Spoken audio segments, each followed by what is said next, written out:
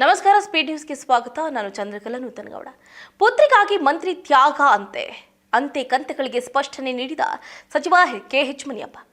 ಮಾಜಿ ಮುಖ್ಯಮಂತ್ರಿ ಸಿದ್ದರಾಮಯ್ಯ ಸೇರಿದಂತೆ ಸಚಿವ ಸಂಪುಟ ವಿಸ್ತರಣೆ ಬಗ್ಗೆ ಅಸಮಾಧಾನಗೊಂಡಿರುವ ಶಾಸಕರು ಹಾಗೂ ನಾಯಕರನ್ನ ಸಮಾಧಾನಪಡಿಸುವುದಕ್ಕೆ ಸಂಪುಟದಲ್ಲಿ ಕೆಲ ಸಣ್ಣ ಬದಲಾವಣೆಗಳು ಮಾಡುವ ಬಗ್ಗೆ ಕಾಂಗ್ರೆಸ್ ವಲಯದಲ್ಲಿ ಚಿಂತನೆ ಆರಂಭಗೊಂಡಿದೆ ಎನ್ನಲಾಗುತ್ತಿದೆ. ಅದರಲ್ಲೂ ಮುಖ್ಯವಾಗಿ ಕೆಎಚ್ ಮುನಿಯಪ್ಪ ಕೈಬಿಟ್ಟು ಪುತ್ರಿ ರೂಪಾಗೆ ಸಚಿವ ಸ್ಥಾನ ನೀಡಲಾಗುತ್ತೆ ಅನ್ನುವ ಸುದ್ದಿ ಹರಿದಾಡ್ತಿದೆ.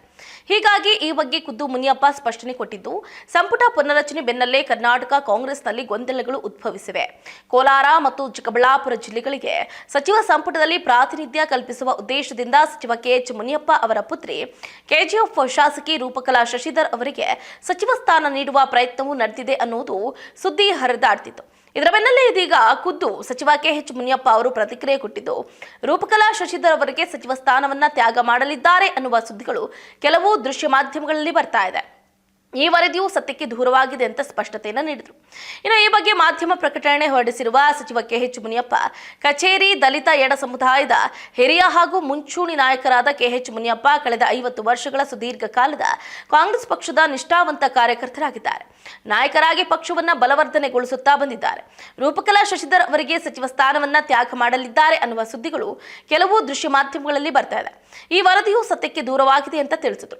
ಇನ್ನು ಈ ಮೂಲಕ ಅಂತ್ಯಕಂತೆಗಳಿಗೆ ತೆರೆ ಎಳೆದಿದ್ದಾರೆ. ಇನ್ನು ಒಂದು ಕಡೆ ಸಂಪುಟ ವಿಸ್ತರಣೆ ಬೆನ್ನಲ್ಲೇ ಇದೀಗ ಖ್ಯಾತೆ ಕೂಡ ಮತ್ತೆ ದಿಲ್ಲಿಯತ್ತ ಡಿಕೆ ಶಿವಕುಮಾರ್ ಅವರು ಹೋಗುವಂತೆ ಮಾಡಿದೆ. ಯಾಕಂತಂದ್ರೆ ಇಂದಿರಾ ಗಾಂಧಿ ಅವರ ಕಾಲದಿಂದ ಇಲ್ಲಿವರೆಗೂ ಕಾಂಗ್ರೆಸ್ ಪಕ್ಷದ ನಿಷ್ಠಾವಂತ ನಾಯಕರಾಗಿ ಪಕ್ಷವನ್ನ ಕಟ್ತಾ ಬಂದಿದ್ದಾರೆ.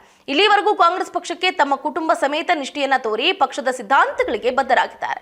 ಕೋಲಾರ ಲೋಕಸಭಾ ಕ್ಷೇತ್ರದಿಂದ ಸತತವಾಗಿ 7 ಬಾರಿ ಸಂಸದರಾಗಿ ಆಯ್ಕೆಯಾಗಿದ್ದಾರೆ ಕೆಎಚ್ ಮುನಿಯಪ್ಪನವರು. ಕೇಂದ್ರದಲ್ಲಿ 3 ಬಾರಿ ಸಚಿವರಾಗಿ ಉತ್ತಮ ಕಾರ್ಯವನ್ನು ಕೂಡ ನಿರ್ವಹಿಸಿದ್ದಾರೆ. ಶಂಕರಾನಂದ ಹಾಗೆ ಜಾಫರ್ ಶರೀಫ್ ಅವರಂತಹ ಮಾನ್ಯ ಕೆಎಚ್ ಮುನಿಯಪ್ಪನವರ ದಾಖಲೆ ಜಯ ಐತಿಹಾಸಿಕವಾಗಿದೆ.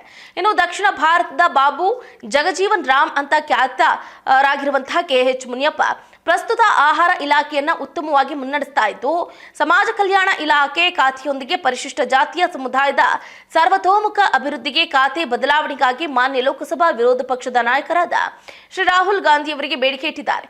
ಇನ್ನು ಸಕಾರಾತ್ಮಕ ಸ್ಪಂದನೆಯೊಂದಿಗೆ ಸಮಾಜ ಕಲ್ಯಾಣ ಖಾತೆ ನೀಡುವುದು ಬಹುತೇಕ ಖಚಿತವಾಗಿದೆ. ಇನ್ನು ಮಾಧ್ಯಮಗಳಲ್ಲಿ ಇತ್ತೀಚೆಗೆ ಹರಿದಾಡ್ತಾ ಇರುವ ಸುದ್ದಿಗಳು ನೈಜಕ್ಕೆ ದೂರ ಆಗಿದ್ದು, ಅವುಗಳನ್ನ ಪರಿಗಣಿಸದೇ ಇರುವುದಕ್ಕೆ ಈ ಮೂಲಕ ಕೋರ್ತೀವಿ ಅಂತ ಮಾಧ್ಯಮ ಪ್ರಕಟಣೆ ಮೂಲಕ ಸ್ಪಷ್ಟಪಡಿಸಿದ್ದಾರೆ. ಇದಾಗಿತ್ತು ಇವರೆಗಿನ ಅಪ್ಡೇಟ್. ನೋಡ್ತಾ ಇರಿ ಸ್ಪೀಡ್ ನ್ಯೂಸ್, ಸುದ್ದಿ ನಿಮ್ಮದು, ವೇಗ ನಮ್ಮದು.